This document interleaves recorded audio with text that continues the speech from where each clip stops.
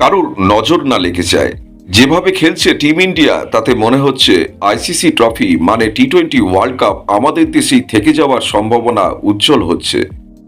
এখনই গৌতম গম্ভীরকে একটা thank you বলা উচিত। শুভমান গিল বেরিয়ে যাওয়ার পর হঠাৎ করেই এই টিমে এখন আর কোনো দুর্বল লিঙ্ক চোখে পড়ছে না।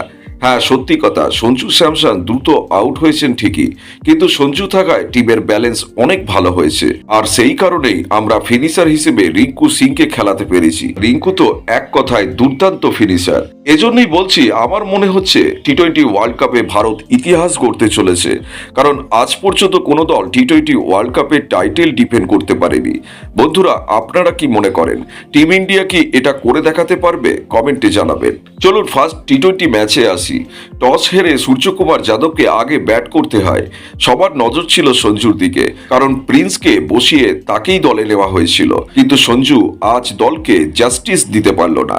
তবে ভালো খবর এই যে ব্যাকআপ উইকেট কিপার ঈশান কিষানও বিশেষ কিছু করতে পারেনি। 2 উইকেট দ্রুত পড়ে যাওয়ার পর ইনিংস সামলালো অভিষেক শর্মা। বন্ধুরা, এখন এটা পরিষ্কার, টিম ইন্ডিয়ার ওপেনিংয়ে শর্মা মানেই তাণ্ডব। অভিষেক যেন ছক্কা মারার টাইম মেশিন। পাওয়ার প্লেতে শুধুই ওভার বাউন্ডারি। 2 উইকেট পরেও ভারত পেল এক কথায় বিস্ফোরক শুরু। অভিষেককে দেখে মনে হয় এই ছেলেটা টি-20 ওয়ার্ল্ড কাপ হাতছাড়া হতে দেবে না। সেঞ্চুরি থেকে মাত্র 16 রান দূরে থেমে গেল অভিষেক, তবুও তার ইনিংসটা ছিল ক্লাস। এরপর বোলিংয়ে ফিরি। নিউজিল্যান্ড আমাদের ওডিআই সিরিজে হারিয়েছিল ঠিকই, কিন্তু তখন বুমরা ছিল না। এবার সে ফিরে এসেছে। শুরুতেই আর্শদীপ সিং, তারপর হার্দিক পান্ডিয়ার ম্যাজিক। গ্লেন ফিলিপস বিপজ্জনক লাগছিল, কিন্তু অক্ষর প্যাটেল তার উইকেট নিতেই ম্যাচ কার্যত সেখানেই শেষ। এরপর শুধু ফর্মালিটি, ভারত জিতে নিল ম্যাচটা।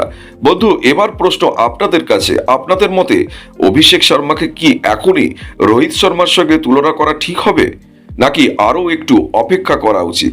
কমেন্টে আপনার মতামত জানান। ভিডিওটা ভালো লাগলে চ্যানেল সাবস্ক্রাইব করুন। ধন্যবাদ ভিডিওটা দেখার জন্য। জয় হিন্দ।